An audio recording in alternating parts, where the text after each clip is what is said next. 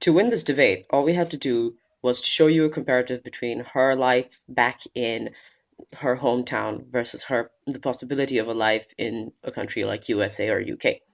With thousands of immigrants already working in places like USA or UK, we can tell you that she has a better shot there than in her hometown. Let's first understand the differences. This woman back in her hometown had no chance at education. Nobody was willing to pay for her education. Even if she got the chance to pay for it, her society wouldn't let her. Back in her hometown, she had no way of earning a good sum. Even if she worked as a maid or a farmer on her own land or somewhere or in someone's house, like maximum, she'd earn a $2 wage minimum. Maids in USA or UK earn at least $8 to $10 an hour, making it a much more lucrative job than doing the same thing back in her hometown. Even assuming that she made it to America, she would have a much better life there than anywhere else. Even if her husband chose not to support her, just doing menial jobs like these would get her family and herself better support than anything else. Moreover, in places like America, access to community college and regular education, not only for herself but for her children as well, would allow the children primarily to have much better shot at life, but more importantly herself to at least slowly climb up the ladder, maybe get better jobs bit by bit to help herself out. Considering that the opposition has already conceded to the possibility of a green card being there simply by marriage, screw whatever law I'm breaking. As a 19-year-old woman, I'm going to look to what's making my life better.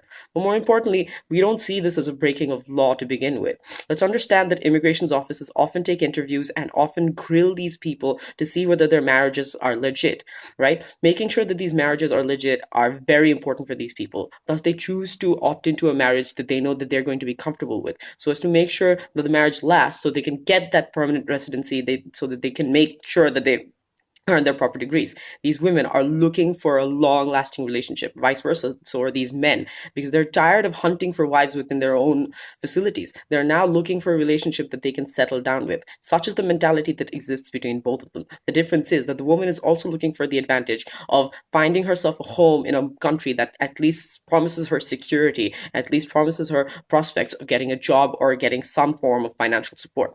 Now, so we don't think the husband is ever going to be able to so we don't think the husband initially has any mentality to push her out, on dominate her in any way whatsoever. But even if he does, we tell you that this woman in this country that has the laws against such actions can easily appeal to the courts and can easily find a way to protect herself. Because let's understand, these courts in these countries are much more civilized and tend to help out vulnerable women as much as they can, right?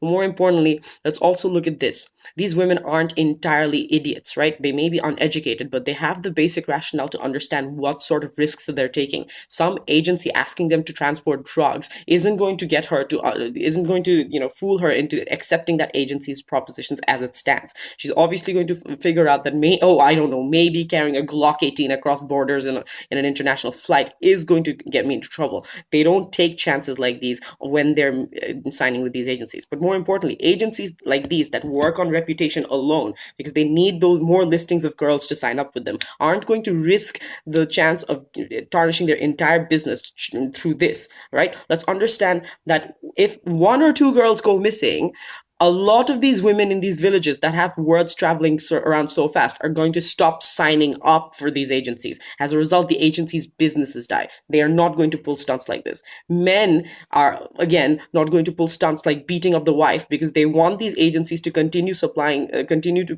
provide, looking for women for them. They're looking for lasting relationships. We've proven to you how the men here aren't looking to take advantage of the women. We've proven to you how the woman has a clearer, a better shot at survival and at a better life in these nations, and so do her children. We've shown you how the comparative exists, with that, we believe that we should take this debate home simply on a merit of comparative analysis. Thank you.